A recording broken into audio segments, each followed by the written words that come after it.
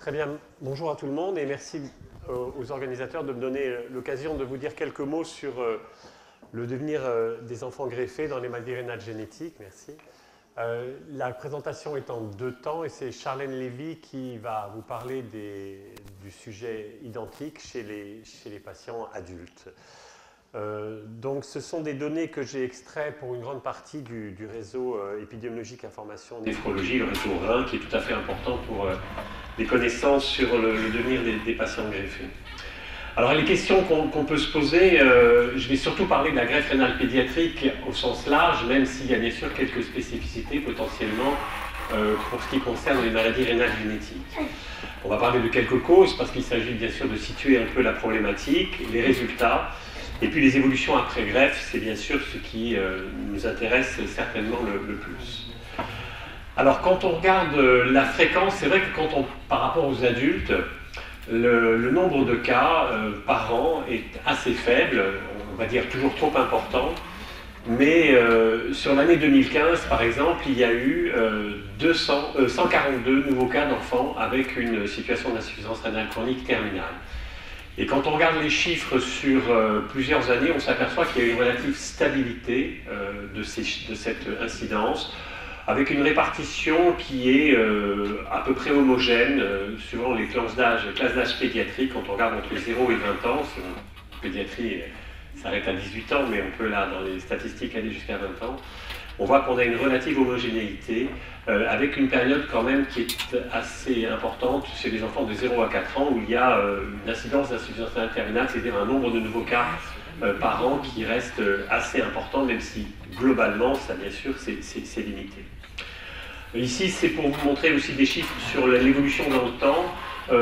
sur ce graphique de gauche, où on voit qu'il y a une relative stabilité du nombre de nouveaux cas par an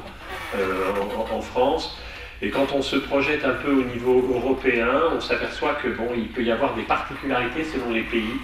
et que nos collègues et les patients, bien évidemment, du nord de l'Europe ont une incidence plus élevée que ce que l'on constate en France, on est plutôt dans la partie la plus basse des données européennes. Le traitement de l'insuffisance rénale terminale en pédiatrie, heureusement, c'est très majoritairement la greffe, de façon plus accessoire en termes quantitatifs, mais ça peut être des périodes obligées, et on essaye de les éviter. Autant que possible, c'est l'hémodialyse qui a une prépondérance encore assez significative par rapport à la dialyse péritonéale, qui est faite moins souvent pour ces patients pédiatriques qui doivent passer par la case épuration extra-rénale lorsque la greffe préemptive n'a pas pu être réalisée. Alors quand on regarde maintenant un petit peu les causes sur ce tableau, sur ces 142 patients, et encore une fois, on aurait pu prendre l'année 2015, 2014, 2013, 2012, c'était à peu près les mêmes choses, on s'aperçoit que les maladies rénales génétiques représentent environ 30% des causes d'insuffisance rénale terminale, à égalité, si on peut dire, en termes de fréquence, avec les malformations de l'appareil urinaire, toutes les uropathies ou d'hypodysplasie, c'est-à-dire ces situations où il y a un défaut de développement des reins, au sens large du terme, qui entraîne une insuffisance rénale terminale, avec une part aussi qui est assez importante et qui pose d'autres problèmes, que ce sont les maladies acquises, que certains enfants peuvent développer au cours de leur période pédiatrique et aboutir malheureusement à l'insuffisance rénale. Les maladies vasculaires, elles, sont moins fréquentes en termes d'incidence. Alors les maladies rénales génétiques, vous les avez là ici listées, toujours encore une fois en 2015, et on aurait pu faire un pooling, mais c'était la même chose. Et on s'aperçoit qu'il y a une certaine hétérogénéité, avec une prépondérance quand même des maladies rénales kystiques en dehors de la polykystose. C'est vrai que les polykystoses dominantes, comme vous le savez, n'aboutissent pas, sauf exception exceptionnelle, à l'insuffisance rénale terminale en période pédiatrique. Ce n'est pas tout à fait la même chose pour la polykystose récessive, malheureusement, on le sait. Et malgré tout, ça reste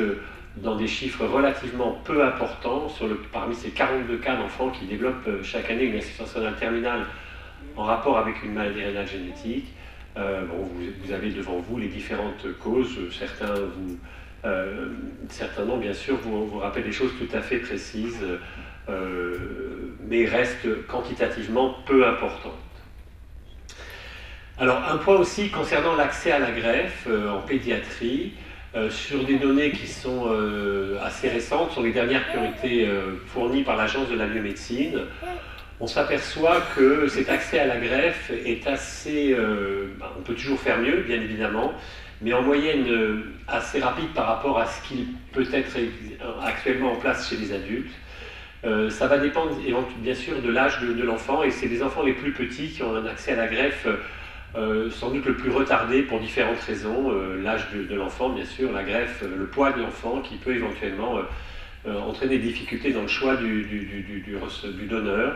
Et on a une certaine variabilité, mais quand même, on a un accès à la greffe qui est en moyenne relativement rapide, avec une médiane qui est aux alentours de 8 mois. L'évolution, malheureusement, parfois peut être dramatique, on le sait, et heureusement, le nombre d'enfants qui décèdent, qui, pendant la période 2012-2015, dans une situation d'insuffisance rénale terminale, il est toujours trop important, bien évidemment, mais il est extrêmement limité. Là aussi, les tout petits, malheureusement, payent un tribut plus important que les enfants d'âge plus élevé. Tout à l'heure, on a parlé des pronostics, et là, avant de détailler, je pense qu'on peut dire qu'actuellement, on a une évolution par rapport au... Ici, vous avez une comparaison de la période 1985-1995 et 96-2012. Il y a une amélioration du pronostic de survie du greffon chez les enfants, qui reste toujours à améliorer. On est à peu près ici à 10 ans de greffe, avec 70% des greffons qui sont fonctionnels, contre à la même période, pour les périodes précédentes, on était un peu plus de 50%. Donc il y a une amélioration des conditions en termes de traitement immunosuppresseur et autour de la période de greffe, mais ça reste toujours bien sûr à améliorer. Autre point aussi qui concerne la greffe pédiatrique, tout confondu, encore une fois, maladie rénale génétique ou autre, on s'aperçoit bien évidemment que le pronostic de survie du greffon selon l'âge à la greffe peut varier un peu en fonction de l'âge. Et s'il est tout petit, ici sur la ligne la plus foncée, paye un tribut un peu important dans les tout premiers mois de greffe liés à des complications chirurgicales, vasculaires qui peuvent être plus difficiles à éviter à cette période. Ensuite, ils ont un pronostic qui est très superposable aux autres, avec, concernant les 6-10 ans, un chiffre un peu moins satisfaisant pour des raisons qui ne sont pas très claires. L'autre point aussi, c'est la survie du greffon rénal pédiatrique en fonction de l'âge du donneur, et là on sait que tous les greffons n'ont pas potentiellement la même évolution, et que en particulier les greffons provenant de donneurs tout petits ont là aussi un risque de complications vasculaires dans les tout premiers jours après la transplantation, qui vient impacter très sévèrement leur pronostic, même si après il y a une courbe qui est tout à fait parallèle aux autres âges, quel que soit l'âge du donneur. Ici, Aboutenab en a parlé très longuement, donc je ne vais pas insister. C'est la problématique aussi du greffe de donneurs vivants versus les donneurs décédés. On sait, d'où l'importance de militer avec toute la précision qu'il le faut autour du don intrafamilial au sens large du terme, en sachant bien sûr que le pronostic est meilleur, mais avec toutes les limites qui ont été très précisément données tout à l'heure. Pour le rendre la greffe à moins d'importance, ce que je voulais, sur deux ou trois points sur lesquels je voulais insister concernant le pronostic des greffes chez l'enfant, c'est le risque de récidive de la maladie, et est-ce que ça concerne les maladies rénales génétiques. Alors désolé, ça va être un tout petit peu une redite par rapport à ce qu'a dit Aboutenab tout à l'heure, parce qu'on va parler de quelques cas particuliers, mais c'est vrai qu'il peut y avoir des situations où il y a un risque de récidive, en particulier dans les CHU atypiques, même si actuellement les possibilités thérapeutiques grâce à l'iculizumab permettent d'avoir des séquences de thérapeutiques autour de la greffe qui visent à éviter cette récidive. Il y a d'autres maladies glomérulaires qui peuvent être liées à des anomalies, là aussi, du complément, et qui peuvent avoir un risque de récidive. Et puis, il y a une pathologie dont on a parlé tout à l'heure, et dont je ne vais pas trop insister, l'hyperoxalurie, par exemple, qui est une maladie rénale génétique rare, puisque c'est une fréquence de 1 pour 100 000 naissances, à peu près, dans le type 1, mais avec un risque de récidive. Alors ici, cette diapositive est un peu compliquée, je ne vais pas insister. Simplement sur celle-ci, je suis désolé, c'est en anglais, je vais me faire tirer les oreilles. C'est vrai que, comme ça a été dit tout à l'heure, dans les maladies rénales génétiques qui peuvent récidiver sur le greffon, elles ne sont pas toutes là, c'est sûr que ça va influencer le choix du donneur. Donneur décédé ou donneur vivant,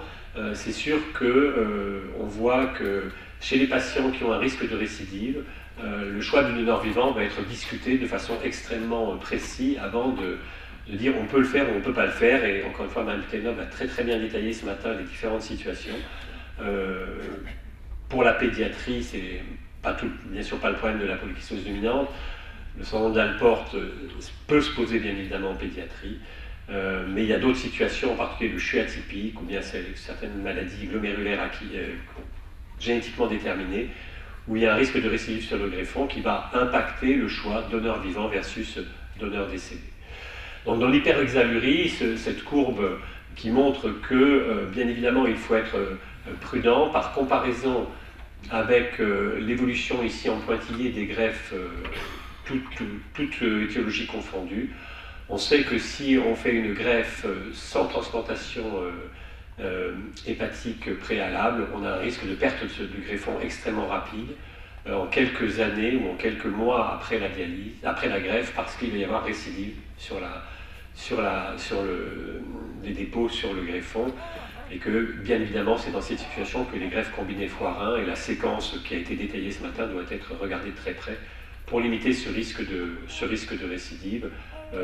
et donc avoir un choix thérapeutique extrêmement précis. Il y a d'autres situations où, pour des raisons qu'on ne comprend pas toujours très bien, ici c'est un papier qui a été fait, publié il y a quelques années, et qui montre que chez les patients ici qui sont avec une néphropathie liée à la cystinose, le pronostic du greffon est meilleur que dans le reste de la population générale greffée, quelle que soit l'étiologie. Donc les patients qui ont une cystinose, avec toute la sévérité de la maladie, ont, en ce qui concerne l'évolution des greffons, une tolérance de la greffe, pour des raisons, encore une fois, sur le plan immunitaire qui sont, à ma connaissance, pas extrêmement précises, mais en tout cas, une évolution du greffon qui est satisfaisante. Dernier point que je voulais aborder avant de laisser la parole à Charlène Lévy, c'est la problématique de la qualité de vie. C'est des données qui ont été extraites d'un travail qui a été fait par M. Duverger et publié il y a quelques temps et qui montre qu'il y a malgré tout une évolution positive après transplantation. Alors il n'y a pas de distinguo en fonction de l'étiologie, maladie rénale génétique ou maladie rénale au sens large du terme,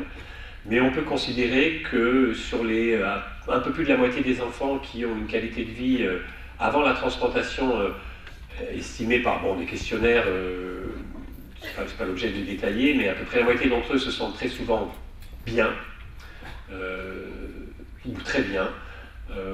et ben ce pourcentage augmente, et donc ça c'est un point quand même qui est assez important, même si il faut relativiser par le fait que ces adolescents, puisque l'enquête visait des adolescents, ne se sentent pas bien du tout de temps en temps chez 3/4 d'entre eux, 85% à 6 mois après la transplantation et 90% 18 mois après la transplantation. Donc au-delà de la problématique de la survie du greffon, au-delà de la problématique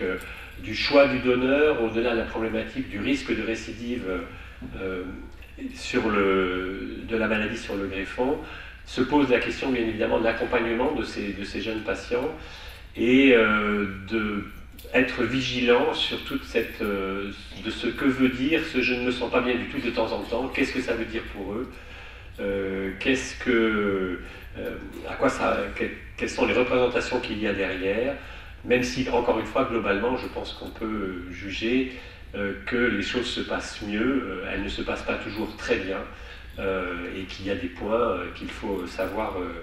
accompagner avec un suivi psychologique qui a été abordé dans d'autres circonstances tout à l'heure, mais qui est sans doute pas complètement optimum. On pourrait parler aussi de la période de transition entre la période pédiatrique et la période adulte, une façon d'introduire le topo de Charlène Lévy, qui est une période aussi très, très délicate et sur laquelle il nous faut être vigilant. D'où l'importance de travailler à ces problématiques de transition entre les équipes pédiatriques et les équipes adultes, chose qu'on ne fait pas toujours suffisamment précisément. Bon, je vais m'arrêter là avant de laisser la parole. En conclusion, je pense qu'on peut dire qu'actuellement, l'évolution après greffe rénale des enfants greffés pour une maladie rénale génétique comme pour les enfants greffés est bonne. Elle est bonne, ça doit être amélioré, mais quand on regarde les chiffres actuels par comparaison avec les chiffres antérieurs, il y a quand même des points qui sont très positifs et la greffe doit rester bien évidemment le traitement de l'insuffisance rénale terminale en pédiatrie. Le choix, bien sûr, de la stratégie autour de la greffe va dépendre bien évidemment de la pathologie, le choix du donneur vivant versus donneur décédé, selon les pathologies, le risque de récidive, sans parler de tout ce qui concerne le donneur de façon spécifique. Pour certaines pathologies, il faudra, et c'est le cas encore une fois d'hyperoxalurique type 1, qui est un cas assez particulier, mais quand même parfois la greffe rénale va venir après la greffe hépatique, qui n'est pas tout à fait aussi facile, si je ne veux pas dire que la greffe rénale est facile, mais en tout cas quand on va faire une comparaison, les greffes hépatiques, ça peut être un tout petit peu plus compliqué. Et puis on sait aussi qu'on a quand même maintenant à notre disposition un certain nombre de thérapeutiques, c'est dans les CHU atypiques, qui vont nous permettre d'éviter les récidives de la maladie sur le greffon et donc de pouvoir avoir des stratégies thérapeutiques plus extensives, plus importantes que ce que l'on avait antérieurement. Voilà, je vous remercie. Je vais peut-être laisser la parole à Chanel Lévy et puis on coupera les questions si vous voulez, si je peux me permettre.